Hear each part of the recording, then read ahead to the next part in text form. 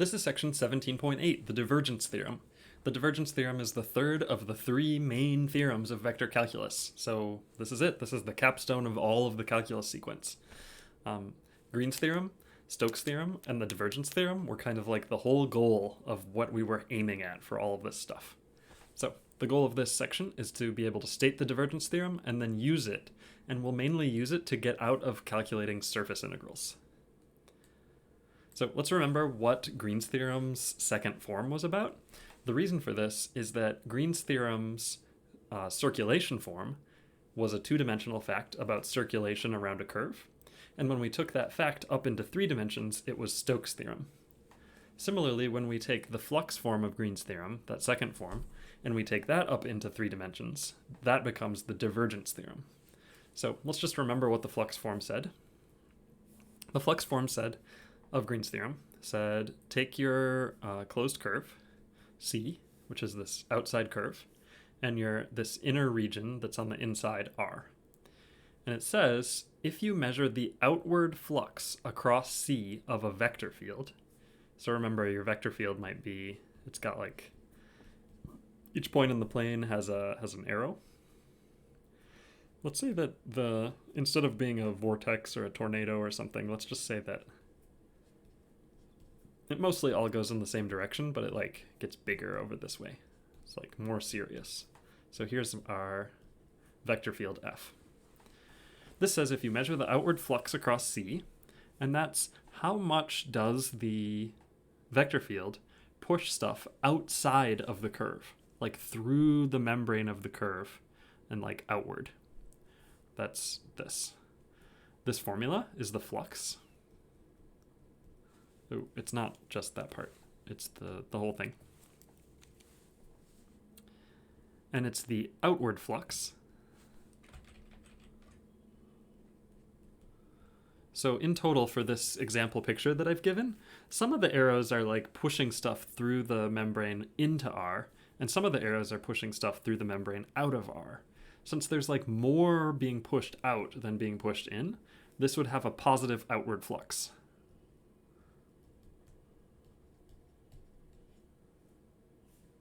ds. That's the wrong s. It should be a little s. So you should fix that. This should be a little lowercase s. So you can measure the flux through the boundary by looking on the inside of the region. So you look at R instead of C, and you measure the divergence. And the divergence is how much there's like a source, like an explosion. That would be a positive divergence, or a sink, like an implosion, inside the region. So here, for our picture, the flux form of Green's theorem says, well, in total, the arrows, the vector field, is mostly pointing outward, like flux is going out of the region R. So that means if you checked the like explodiness on the inside, you would have to find that there's a source in here.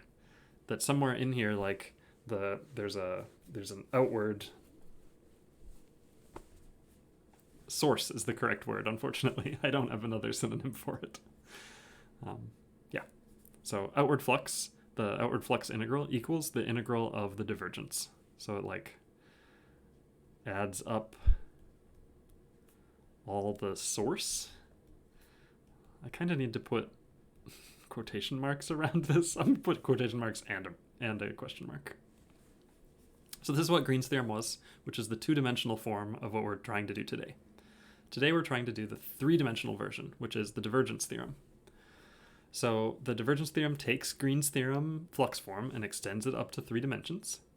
Instead of having a flat region R with like a loop that surrounds it, instead we get a solid blob, like a 3-dimensional solid blob, D, in space.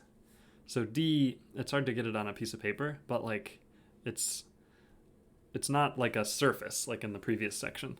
It's actually got like thickness to it. So this is like an egg, maybe.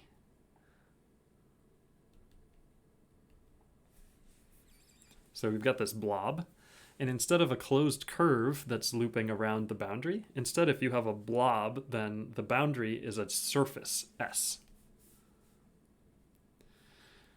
We still need to orient the surface, so we'll still need to make sure that the boundary, we can like coherently choose which way is out of the surface. But anyway, the divergence theorem says the same kind of thing that Green's theorem did.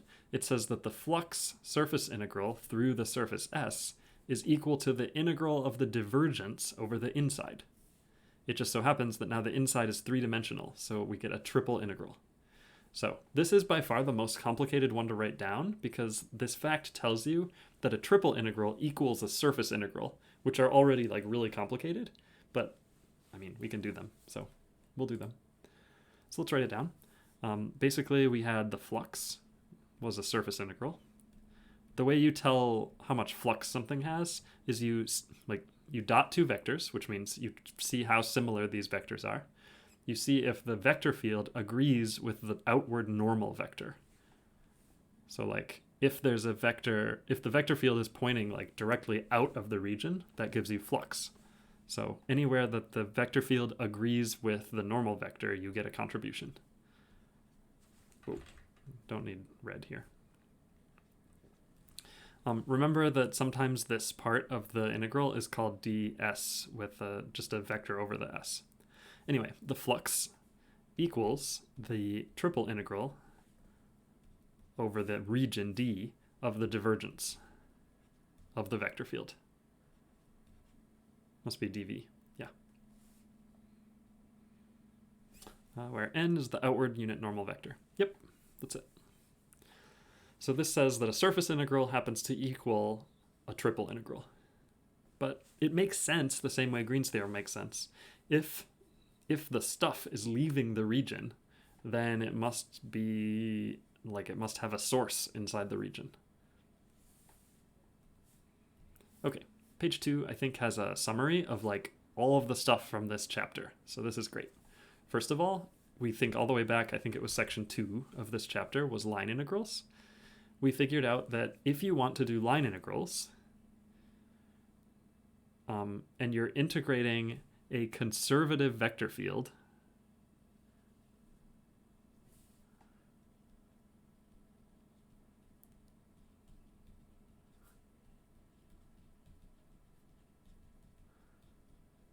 you can tell it's a conservative vector field because it's written as the gradient of a function.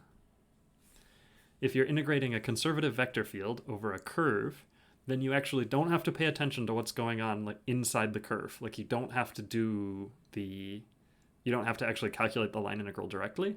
Instead, you can just look at the endpoints and find the difference in potential functions at the two endpoints. So this is a fact about conservative vector fields. And it tells you, don't worry about the middle, just look at the boundaries, just look at the boundary points. Green's theorem tells you, in circulation form, that something about a line integral on the outside, this was the circulation, is equal to the double integral of the curl on the inside, which is the same kind of fact as the fundamental theorem for line integrals. It says that something that's going on the inside is equal to an integral that just goes around the outside, which is one dimension lower. Here it was, the line integral was on a one-dimensional thing, a curve, and the other side of the integral was zero-dimensional, just points. In Green's theorem, we had an integral over a two-dimensional region equaling the integral over a one-dimensional thing, the line integral. Stokes' theorem kind of like upgraded it was another version of Green's theorem. It said that the circulation around this curve, which is one-dimensional, is equal to the surface integral over this surface, which is two-dimensional. So all the different fundamental theorems that we have here, the fundamental theorem for line integrals, Green's theorem in circulation form, Stokes' theorem, they tell you that like an integral, some fact about a certain dimensional object is equal to a fact about the one lower dimension. The new one this time is that, well, Green's theorem in flux form, again, related a double integral to a single integral. The divergence theorem says you can keep going.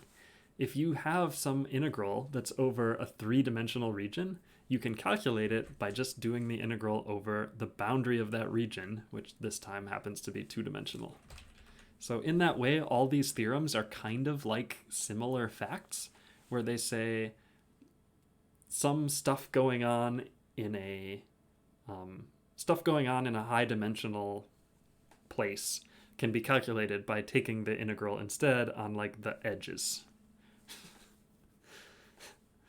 Yeah, I can't say it too much better than that without more terminology. But that's how you, if you had to summarize all of the vector calculus theorems together, that's how you would do that.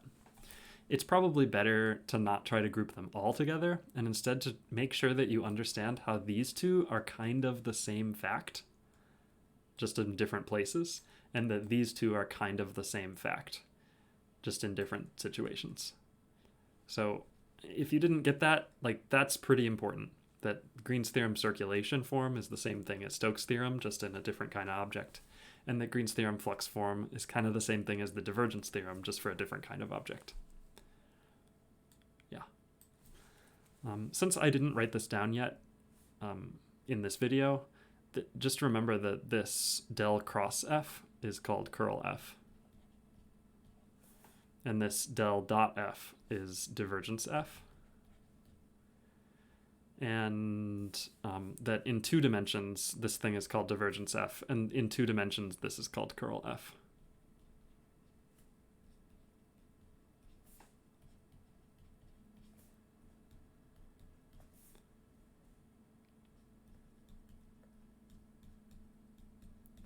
So in all the cases, like in this first box, it's all about circulation being equal to an integral of the curl.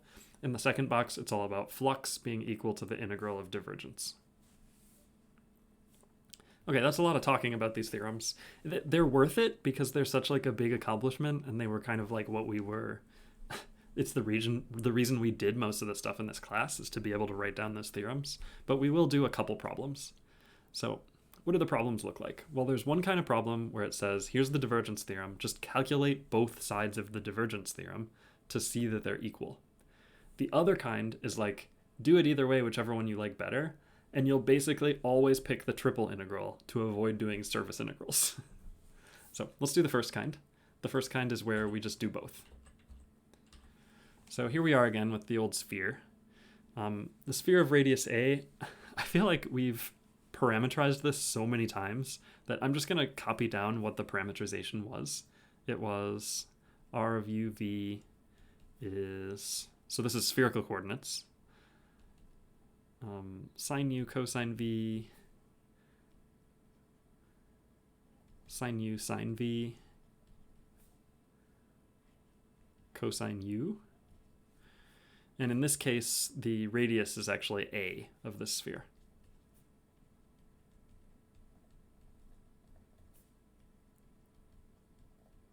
And I just copied that down wrong.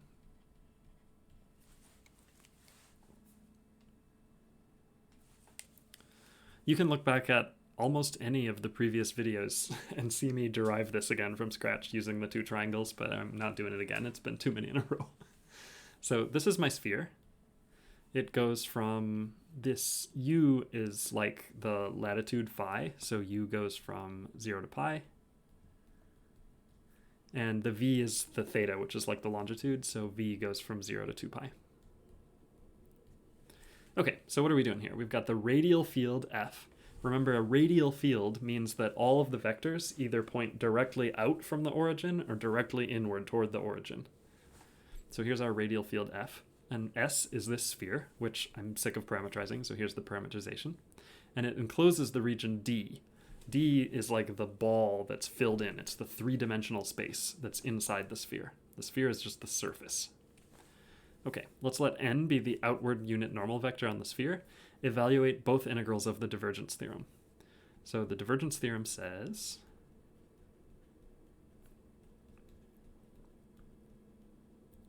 that the surface integral of f dot n ds is equal to the triple integral over the inside of the divergence of the vector field dv.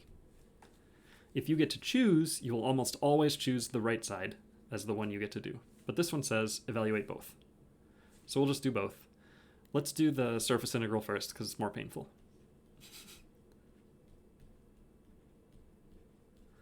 we've done the work for the parameterization like over and over and over, so I don't want to do it anymore. So what does, like, NDS was TU cross TV dA, and TU cross TV we like did over and over, so I'm just gonna write down what it is.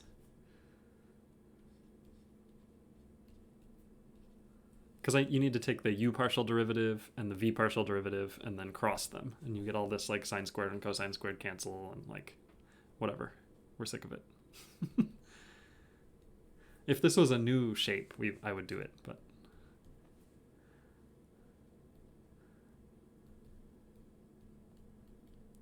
so this is TU cross TV.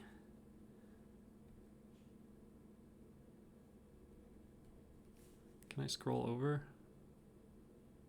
Nice. A squared sine u cosine u. And then I'm going to have dA here. This dA is either du dv or dv du. And it won't matter for us because our u and v bounds are really nice. So we can do it in either order. Okay, what is f?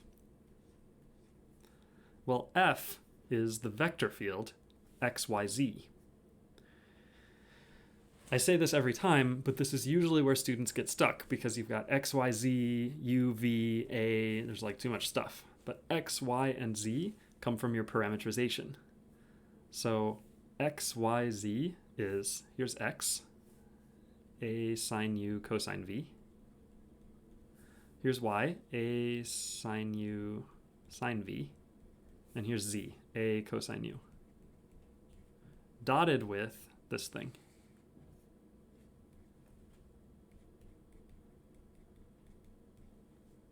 This thing right here.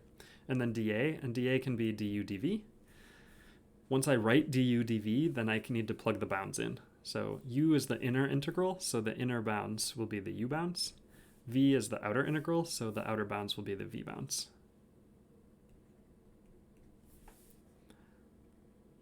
So let's do this dot product. I need to do this first vector dotted with this second vector. The reason I'm not afraid is that the dot product turns it into a scalar immediately. So we'll get to add everything together and get all of the sweet trig identity cancellation. So the x coordinates, you multiply them together. It looks like I get a cubed sine cubed u cosine squared v. Okay, I am no longer confident because like sine cubed I have no plan for, but let's see if it works out. You should expect it'll work out pretty well for a sphere. Then the y coordinates you multiply together. Get a cubed sine cubed u sine squared v. And then the z coordinates, you get a cubed sine u cosine squared u. Okay, what do we got here? Well, we got a cubed sine cubed u. And here's another a cubed sine cubed u. And how much a cubed sine cubed u do you have? Well, cosine squared v plus sine squared v. So these two terms added together are a cubed sine cubed u.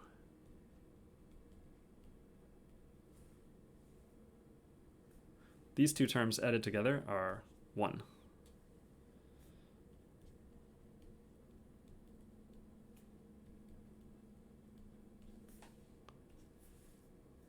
So then I've got du dv.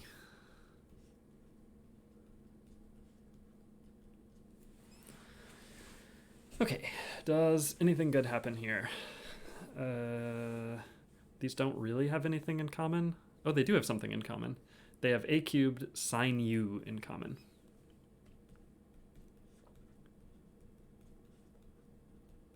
So I'll have a cubed sine u. When I factor out a cubed sine u from these two terms, what's left? Sine squared u plus cosine squared u.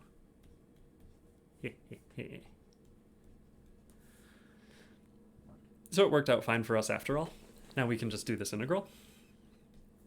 The integral of sine u from 0 to pi is 2, but I don't think students memorize that. So anyway, the integral of sine u is minus cosine u. I just have the picture in my mind of sine u. Wow, nice axes. Here's sine u. And this area is 2. Like this is y equals sine x. The area under it from 0 to pi is 2. But you can just do the integral. You don't have to memorize that. So you get minus cosine pi minus cosine 0. So in total, I have 2a cubed in here.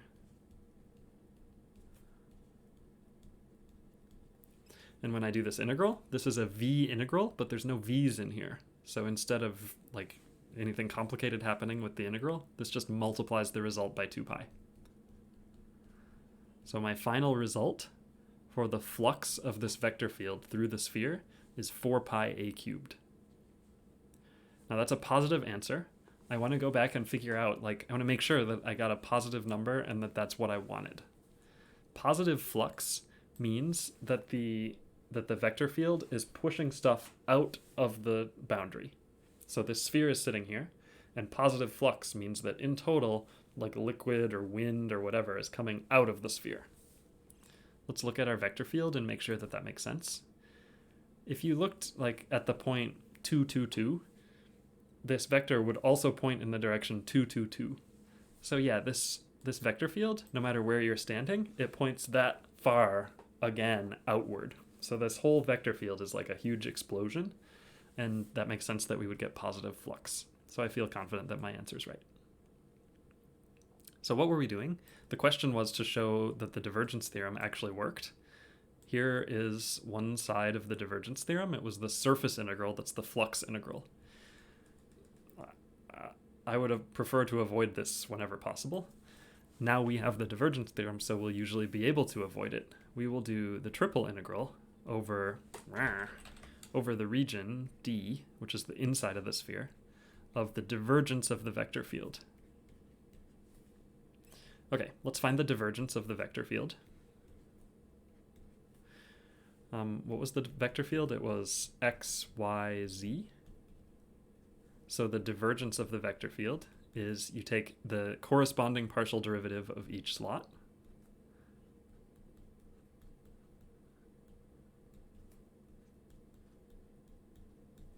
Another way to think about this was that these partial derivatives form the vector del, and that we're doing del dot f.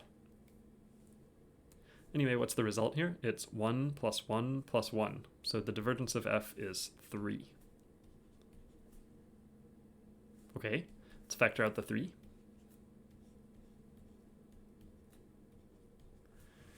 Now, I would prefer to avoid using a bunch of spherical coordinates again, and in fact it turns out that here I can.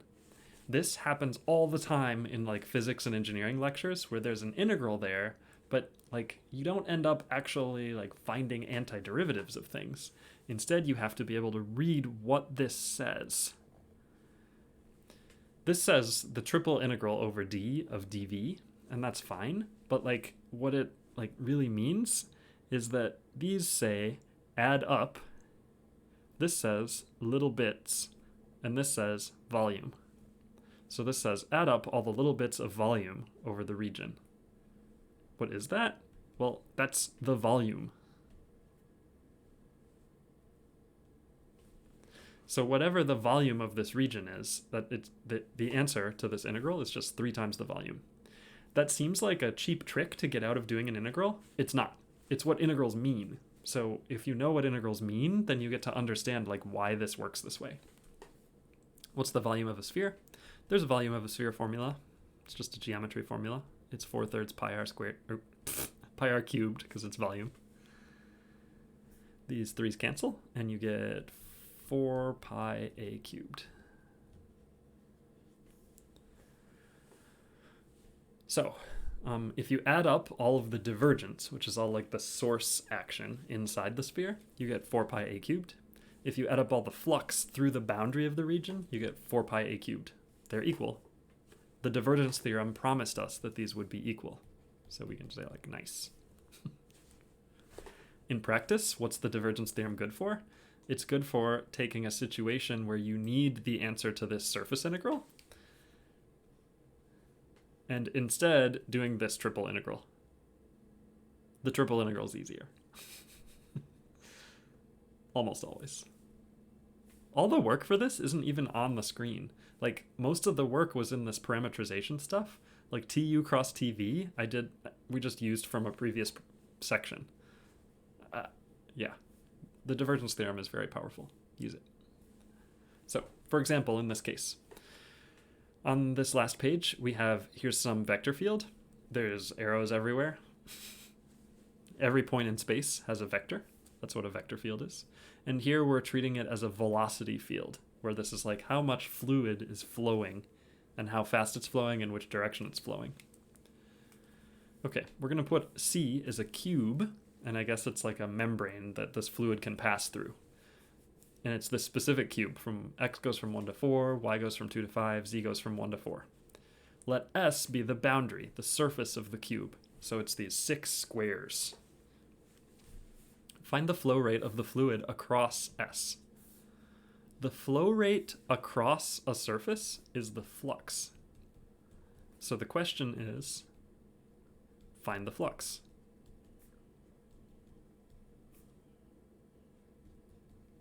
Well, what is flux? Flux is a surface integral over the surface. It's how much the vector field agrees with the normal vector on the surface.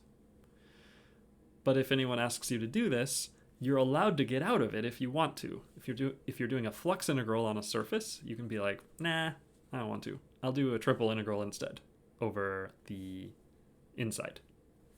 That's the divergence theorem.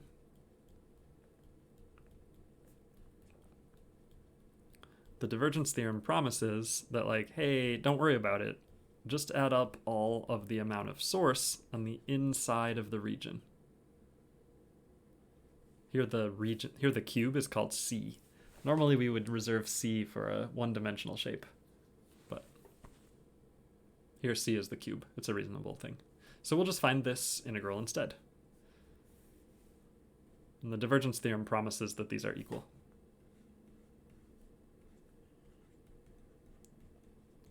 Okay, well, what is the divergence of this vector field? The divergence of this vector field is you do the x partial derivative of the first slot. Well, there's no x's in there, so that's 0. The y partial derivative of the second slot, but there's no y's in there, so that's 0. And the z partial derivative of there's 0. Okay. So I need to integrate 0 over the volume of the cube. Cool. This means that although there's like fluid flowing into the cube over here, there's also some fluid flowing out of the cube up here. And there's fluid flowing in over here, but there's some fluid flowing out over there. They apparently just all cancel out. And the way you can tell is that the divergence was 0, so there's no sources or sinks anywhere in the whole fluid, fluid field, the velocity field. So there can't be any flux anywhere. So that's it. That's the question. Divergence theorem's great. So that's it. So just to summarize one more time what happened in this chapter. If you integrate a conservative vector field on a curve, you can use the fundamental theorem of line integrals. If you're doing a circulation integral around a curve, a closed curve, then depending on what situation you're in, you either use Green's theorem, circulation form, or Stokes' theorem to say, oh, that also equals this other integral. In 2 dimensions, you use Green's theorem. If the surface is like a wavy thing that's in 3 dimensions, then you use Stokes' theorem. So that's for the circulation of a vector field around a closed loop. If you're instead finding the flux of a vector field through a closed loop, in 2 dimensions, that's Green's theorem. If you're finding the flux of a vector field through a surface, like a membrane, like a jellyfish. Jellyfish probably isn't a porous membrane. I don't know why I said that. Anyway, if you're trying to find the flux through a surface that's a closed surface that doesn't have any boundary, then you use the divergence theorem. That's it. That's chapter 17. That's all of calculus. At least, like, the calculus sequence. Do some problems. Good work.